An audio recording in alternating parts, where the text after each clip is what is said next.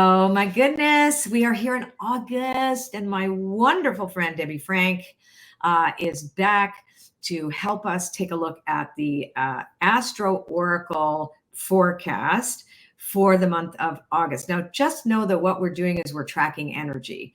So what I'm going to be doing is pulling a card for each of these signs. So what we're going to do it is that you guys are going to recognize that you have 3 cards.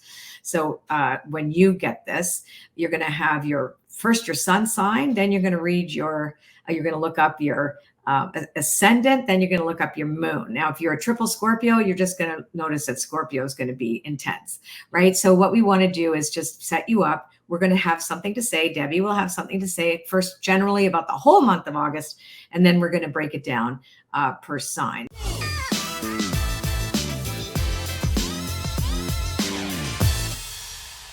So I'm actually going to start with Debbie, welcoming you. Debbie Frank, a famous astrologer. Thank you. I know you're on the way to Bali and you like last minute packing. Yes, let's do this. Yes, absolutely. Well, it's lovely to be here though. Thank you for having me on. Colette, it's always a joy to work with you. It really is. Yeah, so August, what a month. It's such a big month. The stars, the planets are definitely not on holiday. They are really full on. There's so much going on. It's quite an intense month, actually. It's going to be a lot happening in world events, a lot happening for us. We've got the new moon, of course, as we get every month. We get this time the new moon in lovely Leo. So that brings out the kind of playful, self-expressive, exuberance qualities really in all of us. There are capacity to be fully present, to live from the heart. That's very, very important in Leo season. And with the new moon, as with all new moons, we're planting intentions. If things are feeling a less than, plant those seeds for more than. So that's what we need to do at new moon time. And then later in the month, the most dynamic week of the whole of August starts from the middle of the month, I would say, through to the 19th. The 19th is the full moon in Aquarius, but it's not just a full moon. Full moons are enormous, but this one, there's so much going on. I mean, the sun is conjunct Mercury opposite the moon. They're both squared off to Uranus. And then we've got Saturn and Jupiter reaching their crescendo square off with Venus involved with that all on one day. Can you imagine? What does it all mean? Well, it's kind of decisive. Even though we've got Mercury in retrograde from the 5th, that doesn't mean to say no decisions can be taken. Often with Mercury retrograde, we're just sort of refreshing our feed, if you like. You know, we're going back over some old projects and people come back from the past. That can be actually a very positive creative time when Mercury is retrograde. So this full moon with all of this lot going on upstairs is very decisive because Uranus is involved, and Uranus is very much the switch on or switch off. So you are going to have everybody, no matter what sign you are, a very strong reactions. It's a very reactive full moon. So my advice is always, when there's something of that intensity, is to just let it settle for a few days so that we're absolutely sure that this is what we want and that we're doing the right thing. Because everything can feel so overblown with any full moon, but with a full moon with all of these planets surrounding it, creating all of this high intensity vibe, it might be best to just watch, wait, and see how it feels a few days afterwards. So it's an amazing month. So tell me a bit about the Jupiter square Saturn. And what that's very interesting. I mean, in ancient astrology, Jupiter and Saturn were the outer planets, basically, because that's as far as we could see before these very powerful telescopes were invented. And we discovered Uranus, Neptune, and Pluto. Uranus wasn't discovered until about the time of the French Revolution. So what we're looking at with Jupiter and Saturn had a conjunction, which was in December 2020, which was actually a great conjunction. They joined in Aquarius. And this was just kind of, you know, the pre-COVID energy. And it was the sort of start of a whole new cycle. And it's taken a few years. Now they're squared off to each other. So we have Jupiter in Gemini, and during the month of August, we have Mars in Gemini. So those two are playing and dancing around together, and they're both squared off to Saturn in Pisces. So it's this, duality really, because we want to go for it with Jupiter. We want to live life to the full, but we're feeling quite extrovert. And then Saturn is there. Saturn, obviously the stern taskmaster of the cosmos, bringing us down to earth, going, hey, not so fast. Have you thought this through? Is this really the right thing to do? So we need to be in balance. That's why when the Aquarian full moon comes into play, and it's all coming to a head, just take a breath. It's really my advice. Yeah, I think it's really about everybody having a sober outlook, that it's okay to have your great dream. It's really, hey, like it doesn't say don't have it, but it does. I look at Saturn as giving you a way to make sure that you have a safer container, or a container that makes sense, as opposed on the ground. Feet on the ground, which is good, right? So, and that's one of the reasons why I like Mercury retrograde, because you go over your choices, you go over your opportunities, you say, okay, is this true? I need to look at it again. Am I actually going in the right direction? Do I really want this that I say I want? And also, am I really in alignment with what I say I want? Because things change so rapidly. I think it's one of the reasons why I find prescriptive readings much more impactful than predictive readings, although I will still make them. And you and I are kind of giving energy reports. But ultimately, because time is not the same as it used to be years ago, where it moved so much slower. So it was so easy for an intuitive or a psychic or whatever you want to call us, to look and say, okay, I see this likely reality that's coming. But what happens, we move so much faster past it now. It's like I say, yes, but let's kind of go through whatever journey that is, the flow towards the intention of experience, but not the form can change so rapidly now. Yeah, right. Absolutely. Timelines are colliding, and they are. We have to remember our power of choice. So perhaps things aren't predestined. It's all about the choices that we make. So we have to really exercise that choice muscle in every moment. That's the most important gift we have. And really. I think the predetermination is really like the time that we're born. Like that's what astrology does. It gives us the map, which, you can say, it was predetermined because it's determined. There is some level of determination there, and you either meet yourself at your highest level of expression, or you deal with more of the shadow aspects. And I think we're all facing that right now. But I'm really excited. I actually find this to be an exhilarating time. I know a lot of people think I'm cuckoo, but it's because we know that there's so many changes that we don't expect that are coming. And also some of them will be challenging, but we have chosen to be here at this time in history. Yeah, I mean, it's a giant wake up. Yay. It's very, very exciting. And the one thing is, just don't expect everything to stay the same as it always was. We have to be adaptable. And, that is what's exciting. I mean, children don't expect things to be the same as it always was, and that they're living life to the full and expecting to learn new things. And we should continue to be expecting to learn new things all our lives. And, it really is a fantastic opportunity, I think, what's coming through this August. Yeah. Yeah, I do too. So let's look at each of the signs. And what I'm going to do is I'm going to use, I'm finding these to be extremely accurate. So Guide to the Hidden Realm. So what I did was meditate. And it was interesting. I typically will call one of my other astrologer friends and say, these are the things that I'm seeing. Out of my cards, can you reflect back to me? Is this accurate or not? Right. So that's why I even do these things, because they seem to be very accurate. Yeah.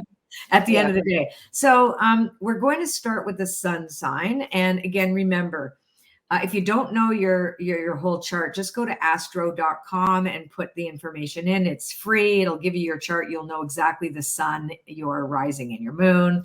And let's move. So this is the energy for Aries for this month. Now remember, this card is under the umbrella. The card I chose is called Connection Through the Cosmos. this is under the umbrella of both Mercury retrograde, the initial jump through August, which is the beautiful hoop we're walking through, which is that new moon, right, where we're putting our intentions in, but then we're retracing our steps and recognizing that literally everything is connected. So Aries, this month, the most important thing is to recognize that that the concept of the law of reciprocity, what you do comes back, what you give, you receive in necessarily different form. So that energy, the typical Aries energy, which is very much forward focused, is being asked to slow down a little bit. And recognize you can't do this by yourself. This is a connection month for you, even though you're getting some roadblocks, etc. So, what do you see around that? Yes, well, I think the Mercury retrograde is taking place for Aries in the 6th house, which is your work house, and it's how you live your life on a daily basis. So it's like a bit going over and checking in. How do you feel about your diet? How do you spend your hours in the day? All these little things. And it's all in the details, really, with Mercury retrograde, making those tiny little choices that can make a big difference. And yet there's a lot of buzz going on because Mars and Jupiter are there in Gemini in your 3rd house. And so your phone will be off the hook. All these emails and texts flying in. There's a lot of ideas. There's a lot of stuff, but I could say there's a lot of hot air, some hot air. And wait to see what's settled and what's really grounded at the end of it all. Yeah, and I love that you said that, because part of this card represents this connectivity, but it can also be in a retrograde, that connection, it can be like broken telephone, right? But the fact that you're saying it's in that house of communication or whatever you're talking about, that kind of energy this month, and you're looking at that particular planet, or you're saying that it's almost Aries people, it's in the 6th house of this particular month. The Mercury retrograde. So that's about fixing things that need fixing. Right. And know that you may have had consequences. That's what this is about too. The consequence of action, right? Like you didn't eat the right thing. Therefore it goes like this. You're starting to see the connection between all your choices, and you want to get granular. Yeah. Which is karma, really. Yes, isn't it? Like, I ate that. Yes, you did. Yeah. Okay. Well, now let's take a look at Taurus. And again, these are energies that you guys are going to be working with. Remember that, right? This is just kind of like, how do we work with the energy this month, given that we're all dealing with Mercury retrograde and we are all dealing. Okay, so this is an interesting card. Emergence of protection, boundaries, trusting in divine protection. But this was in the upside down position, which is about Taurians feeling vulnerable this month. Like, this is about kind of scrambling, and it's suggesting you have to be careful not to go scrambling. That where's your trust? The question is, do you actually trust the universe? Do you actually trust, what's going on? Or it's also, are you allowing yourself to be in situations that aren't good for you? So it's about self-preservation too. Like, things may not have gone your way, and it's also a time to really check your motives for why you chose certain things. Like, you're not a victim at all. This month is really also about, like, okay, what did I choose? Interesting, similar, different from Aries, but like going over. What am I willing to tolerate? What am I not willing to tolerate anymore this month? And this is the choice I made that allowed that. So it's really, I think, being very sovereign, right? That's the thing. It's like, if you feel vulnerable, did you put yourself in that position? Yeah. Right. So you can get yourself out of it this month. So what do you see? Yeah. And one of the main ways that you can do that, Taurus, is to literally go back to doing what you enjoy, because this Mercury retrograde is in your 5th house of play. And often that will just lift you up. So if things have got a bit heavy, and you're sort of trudging along and keeping it all going in true Taurian style, I think, the 5th house is about, just experiencing the pleasures in life, whatever it is that makes your world go round, the things and the people that you truly love. There's some money energy here because Mars and Jupiter are in Gemini. They're in the second house. This is about how you earn your money, what your skill set is, and Mars and Jupiter are kind of giving you compliments. And then Saturn is there and you're like, hang on a minute, I better do the numbers on this. Talk about figures out. Yeah, the figures, the down-to-earth part of it, the business end of it. But I'd allow yourself until after that 19th of August full moon has passed, which is actually pivotal because that full moon is overhead on your midheaven, and that's fantastic. You're under the astrological spotlight and you've got to look to see how you can change things up, because the sun and the moon are both squared up to Uranus in your sign at that point. And this is about, okay, how do I want to live my life? Again, we're back to that theme of choice, but also liberation. Yeah. And who's in it, right? Why am I tolerating this? This is a very clear. And I love that you brought up the fifth house, which is play, but it's also creativity, innovation, right? It's all setting yourself up for this change. And I think Taurus is, all you have to do really is ask yourself one question. Am I feeling vulnerable because I've let the fox in the hen house, right? You know what I mean? It's up to me to let them go, as well as do the numbers, right? That's the other thing. So I do think this higher month has career ramifications for everybody, everybody this month. Yeah. So let's look at Gemini. Let's see, Gemini, letting go of stories. So this is around surrendering attachments, releasing unconscious patterns, letting go. Not just the story of being a victim, because that's not so much that, but it's more so about whatever story that you're telling that leads you into this kind of blank spot because you've gotten used to the automatic pilot. I think that's really, it's like fire your automatic pilot this month. Yeah. For Gemini, right? And then recognize that you can tell a new story because it's literally the potentiality that you're there really is unlimited. So just kind of shake it off. It's really, and the retrograde is perfect to do this. What do you see? Yes, absolutely. Well, I do think Geminis are going to enjoy this month so much. It's kind of what you've been waiting for. And although the perfect union of Mars and Jupiter is on the 14th, you're going to feel these energies coming closer together. They'll fuse together and then they'll start separating out. And, it's really beautiful. It's like this musical crescendo. So Mars and Jupiter, yes, the clash of symbols. It's like, bring it on, let it all happen. And, let's not forget, okay, Saturn's there as well, kind of going, oh, not too much, but why not? You've been waiting 12 years, Gemini, to have this Jupiter in your sign. And it's actually just so fortuitous that it's happening with Mars and Jupiter together. That really is about expanding your field of opportunities and what you want to do with your life. Now, don't expect it all to just download at once, but it's about potential. Jupiter's about potential. Saturn is about, I have to work quite hard to get all this good luck. So, it's working it whilst you've got it, really. Got to make the most of it. That's really the message of it. Yes, your ruling planet Mercury is in retrograde. So, don't trip yourself up with that. Just take a moment. Let's go with these stories. Let's start with, here's what I'd love to do next is you start with the next one and I'll pull a card after. So why don't you go into Cancer and I'll pull the card for Cancer after. So let's do it this way. Okay. Mixing it up. Yeah. Okay, so Cancer, you've got this Leo new moon in your second house, and it's kind of time to ask yourself, what are you good at? Deep down what you're good at. But are you showcasing that? Do you really feel that other people are valuing what you're good at? So this is about your skill set and planting seeds at new moon, making sure that, you're kind of activating everything that is of value, that you can be of value in this way. Now, the full moon, because of course, being a lunar ruled sign, which Cancer is, the full moon is always very important, is quite a complex full moon. I'm not going to mince my words. It is quite complex. It is quite layered.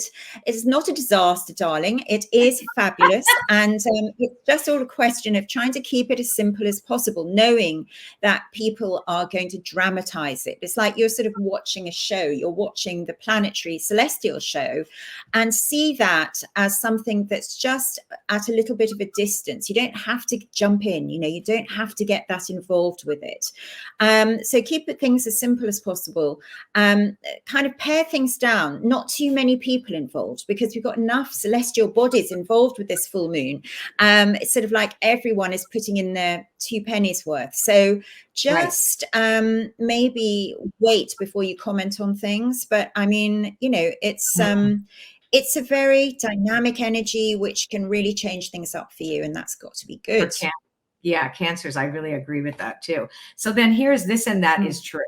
So for Cancers, this is about this and that. So not one thing is just true. So it's like watching the show and saying, oh, I see this and that, and recognizing that you actually don't have to make a choice or a decision beyond, like you said, starting the month, knowing what am I really good at, whatever, and then just kind of staying a little bit more in the background, you know, the rest of the month until things settle. I really do think it's the same thing. Go over, you know, what you're best at during Mercury retrograde. Like, is this the best for me? Is this the best step forward?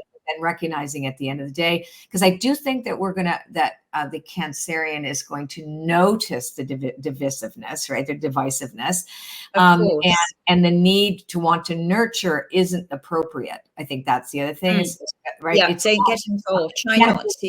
Yeah, it's not my circus, not my monkeys, that kind of thing, right? Yeah. So step back and be open-minded. There's nuance and complexity, which is exactly what you said about that full moon, is to recognize nuance and complexity in this August month, especially at the end. Absolutely. Okay, so Leo.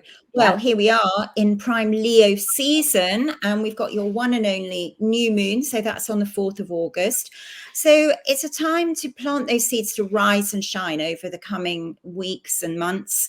It is really very much about intention setting, so that you absolutely need to do your vision board, your rituals around getting clear on what you want. We say getting clear, we know Mercury is retrograde, but that actually just alerts you to all of these contradictory influences, the noise that's buzzing around. Kind of like, just get clear on what's important for you. I think that's really what the message of that is. There's a lot of people around you. We've got Mars and Jupiter in Gemini, and there's just a lot of networking, a lot of connection, a lot of collaborating, maybe a lot of socializing, and that can be quite fun. It can be great. But this big full moon in your opposite sign of Aquarius, this is the relationship angle of your chart, so it's going to be super impactful. You've got a lot to think about here. Obviously, best not to overreact to any kind of full moon, but it could be amazing. It can be a frisson of very exciting energy, because we've got Uranus involved. You know, people are going to do what you don't expect. Maybe you're going to do something you don't expect, so it's a surprise. And well, hey, enjoy the ride. Yeah, I agree. And this is the card that I got for Leo for August, is the surrender to the change. So this is the card, beautiful. And it talks about resilience, adaptability, the art of allowing, just allowing life to surprise you. This is a great. I have 5 planets in Leo, so I always pay attention to Leo, right? So you're an honorary Leo. Right. I'm really not really a Cancer. But yeah, like the idea too of asking spirit or the universe, or however your language is for how you see your higher power. But it's like, I'm going to step into my intention, but I'm going to ask spirit to surprise me. That's right. Yeah. Right? I think that's good for everybody to think about that. All right. What's nice. for Yeah, Virgo. Well, Virgo, the 5th, put a ring in your diary. Venus, that goddess of love, is stepping into your sign, where she's going to be for most of the rest of the month until the 29th. And on the same day, on the 5th, Mercury will start reversing through your sign, like back flipping. It's kind of like the Olympics, you know, you'll be watching it. It's quite a show. And you know, the wonderful thing is that the pair of them actually join in your sign on the 8th of August. And the 8th of August is, you know, what we call the Lionsgate portal, which is a whole lot of amazing code and divine energy that's available. So Mercury and Venus is really a time to hold those important conversations, to have the exchanges, to wear your heart a bit more on your sleeve, I would say. yeah, of course, it's back to business when we get to the full moon on the 19th, which is going to be in your 6th house. It's all about clearing the shakeout of everything. I don't want that anymore. I don't need it anymore. And you'll sort of zip through that very easily because it's about your sense of perspective changing with Jupiter and Saturn here. You know, put yourself in a position to really ask critically, and you're very good at that kind of discernment. Do I really need this in my life anymore? That's what you'll be thinking about and acting on. That's great. And the card that I got, this is one of my favorite paintings. I'm never going to sell this painting. It's called Zenith at the Peak. So I think this is a really beautiful month for Virgos to recognize and like that things have come to their conclusion, you know, like, oh, this is as far as I could go and celebrate it, right? To really kind of, you know, dot the I's and cross the T's and go, you know what?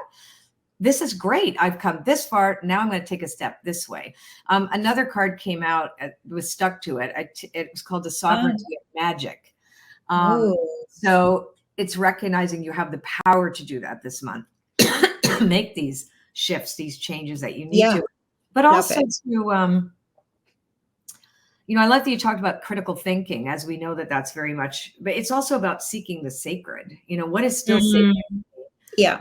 And what was once may not be now. And it's okay. Like it's celebrating that. And then, you know, what goes up comes down. So recognize, okay, this was great. Now I'm going to go over here. Okay.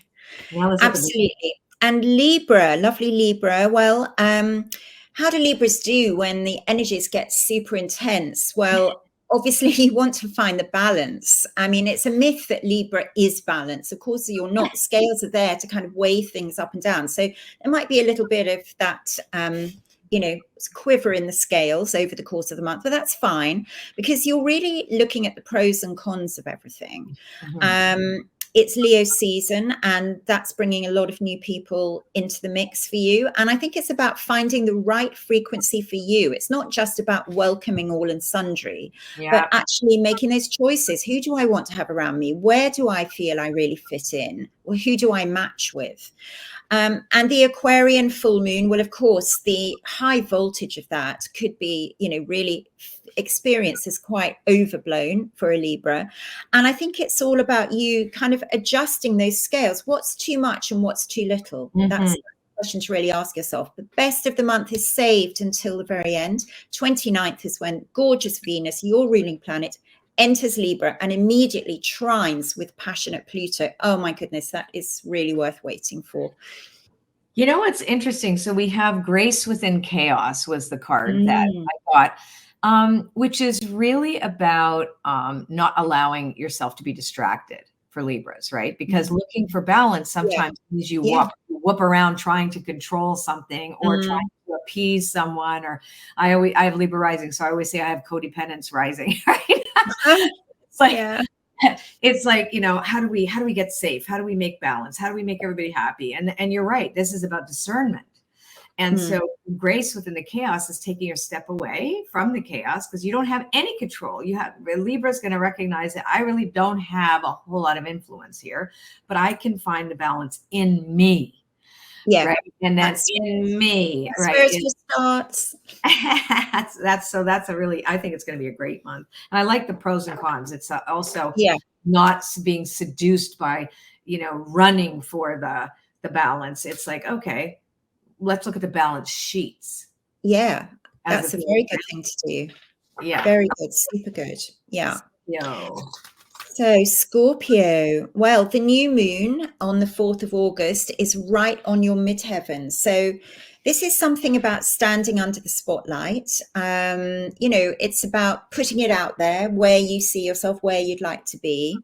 And we've got Mars and Jupiter playing around in the Scorpionic 8th house. So this might be financial. It's perhaps you looking at, because Mercury is retrograde, you might just be on a voyage of discovery about things to do with buying, selling, funding, how much things cost, what's there for you, who's there for you, all of that kind of thing. And the full moon is then in your fourth house, which is home and family. This is many factors at work, obviously, with this full moon. But I mean, it's about, where do you feel at home? I mean, obviously, the ultimate is simply to feel at home in yourself, Scorpio.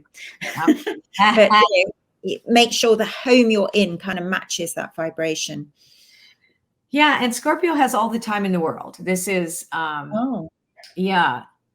this was a great painting to paint, by the way. I seen this eye. I said, and anyway, so this is really about, you don't have to rush anything either this month. No. Like, you Take have your enough time. Time management's going to be key during the retrograde, and just kind of slowing things down and trusting your connection, and also knowing that you might not discover the next steps of anything until September, right? That's the month, which is eclipse season. Ta-da!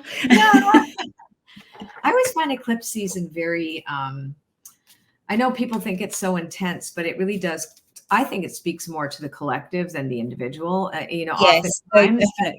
Yeah. And there's going to be so much going on in the world, during many this autumn. surprising things. It's just like, whee, there's another one. Yeah, I know. It's a lot. So Sagittarius, well, during Leo season, the sun is in your 9th house of adventure. So we can interpret this very literally and say you are going places. In other words, you're taking a vacation, you're getting out of your familiar territory. But don't forget the adventures of the mind, where we don't have to actually go the distance or travel very far, but we're taking a mental break. And that's an excellent thing to do during Mercury's retrograde as well, where you just let go of the way you've been thinking about things and what you've been poring over, and just let your mind rest. And that's that time of discovery, which can be extremely creative. Of course, we've got Mars and Jupiter lining up in Gemini, which is your relationship angle. So, wow, somebody here, well, there's an invitation, there's a sense of, a relationship that's moving forwards big time. I mean, and again, when we say relationship, it doesn't have to be romantic. This is about how you relate. So, people are, kind of wanting you to be on their team or to be involved in their business, or this could be a friend, or it's someone that's going to be very important, already is maybe very important, but they've got something important in mind for you. That's the important thing. And with Saturn as well, you might think, oh, do I really want to take this on? But that's good. Just think about it all. You don't have to commit straight away. And you have a great card for the month too, which is emergence of true knowing. So this is about that. What you have going for you is a sense of, I know, oh, this is correct. It may not make sense intellectually. This person is correct. At first, I might not want to have done it, but whoa, maybe it is good for me to do. You're going to know that. Your whole body's going to resonate. So trust your body. Intuition speaks to us through our body. And, be rigorously honest with yourself in the month of August as well. Like, does it look like the dangling carrot, or is this really for me? Right. And because you're right, there's going to be a lot of opportunities, but now it's like, it's we all go back to that choice making. Is this appropriate for me? Do I have to say yes to everything? Yeah. Which is often what Sagittarian feels they should do. All right, we've got a few more to go. Let's talk about Capricorn. Well, Capricorn, reaching out really for a new arrangement.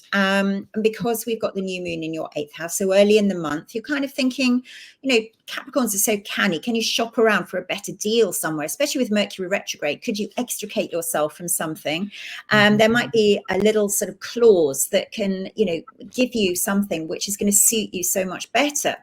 Mars is in Gemini in your 6th house, so really it's a lot of tidying up. That doesn't mean to say that everyone else is on vacation, you're there busying, emptying out your closets, but you're kind of tidying your mind, which is the precursor to what's going to come.